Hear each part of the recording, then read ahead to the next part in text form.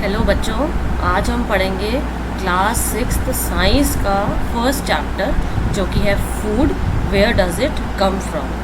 तो बच्चों, आप अपने घर पे खाना खाते हो और क्या आप रोज़ एक ही तरह का खाना खाते हो? नहीं, आप कहते हो मम्मी मैं ये खाना रोज़ खा के बोर हो गया हूँ या बोर हो गई हूँ, मुझे कुछ और चाहिए, डिफरेंट चाहिए।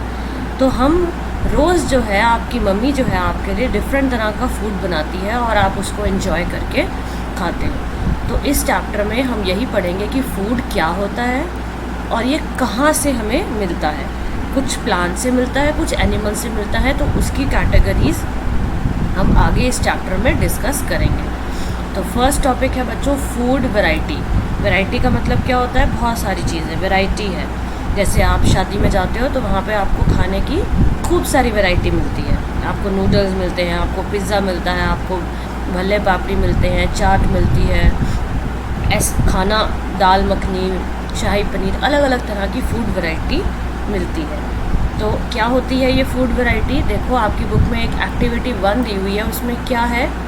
Ask your friends in the school about the items they would be eating during a day, कि वो पूरे दिन में आज क्या खाएंगे। सी if you can get this information from friends staying in different states of India.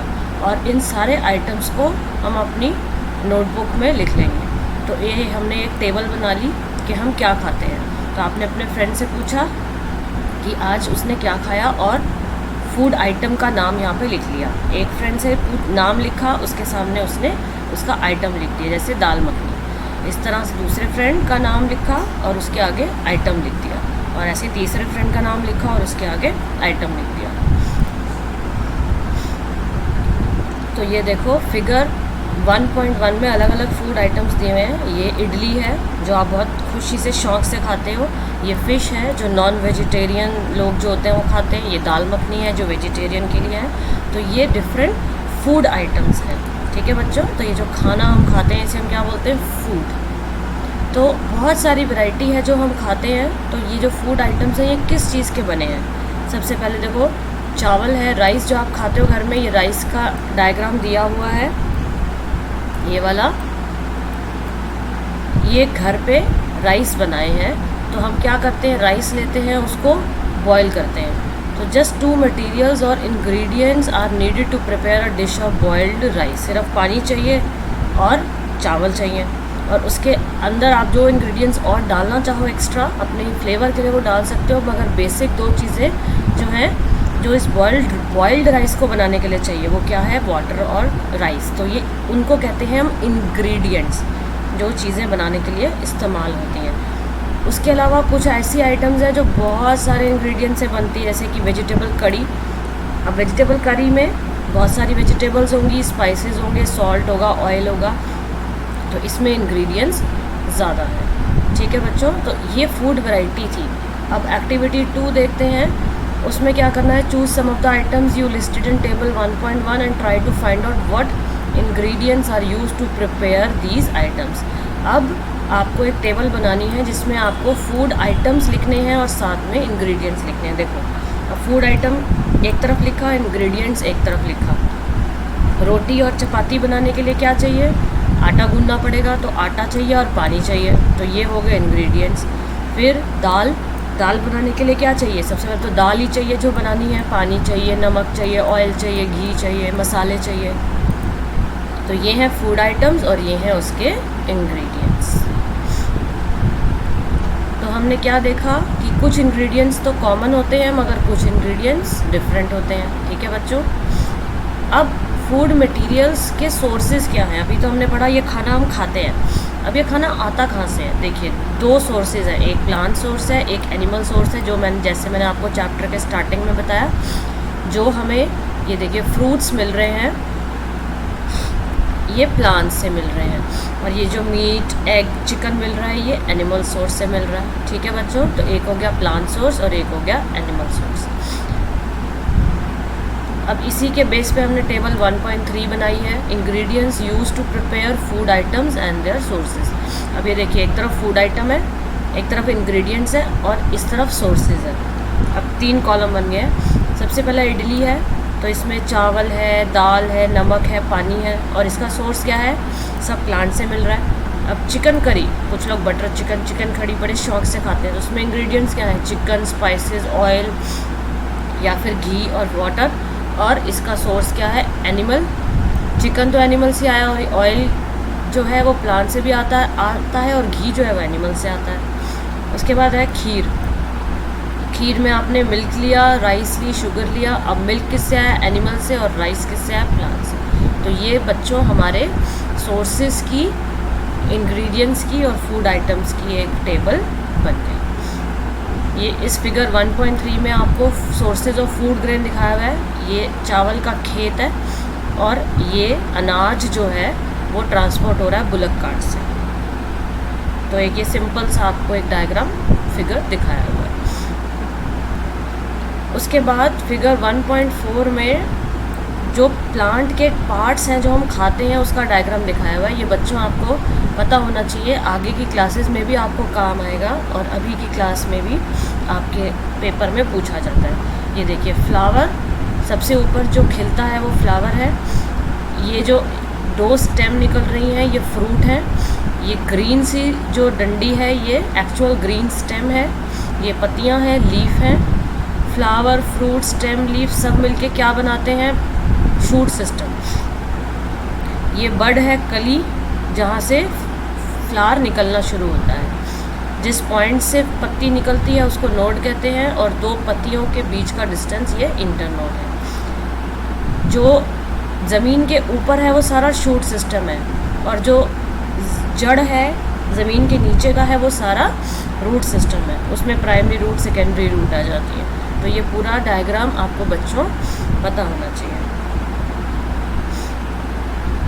उसके बाद एक टर्म है एडिबल। एडिबल का क्या मतलब होता है, ईटेबल। तो जो पार्ट हम खा सकते हैं उसको हम कहते हैं एडिबल या ईटेबल।